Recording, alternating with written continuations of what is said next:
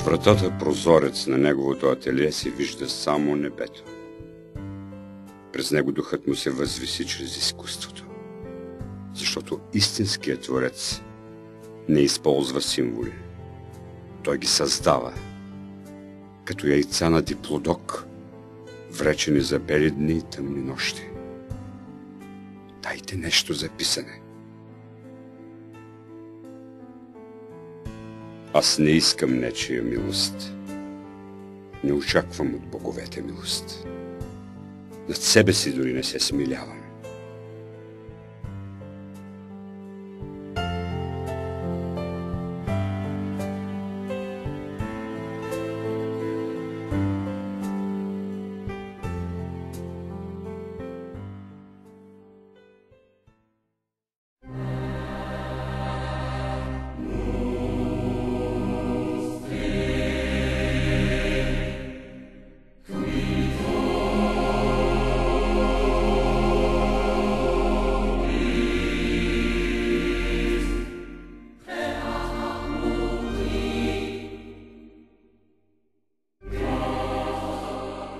И точно там, мене ми излиза по всичко, по исторически данни, по логика и т.н., че наистина е грехопадението се разбира точно тъй. Адам познае.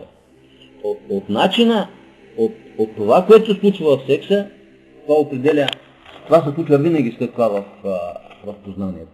Всъщност, това, което правим в толкова любимите ни науки, то повтаря това, което правим в секса. Постигнах нужната височина и чувам орловото чуроликане. Разнищвам белоснежните била с фаталността на моето излитане.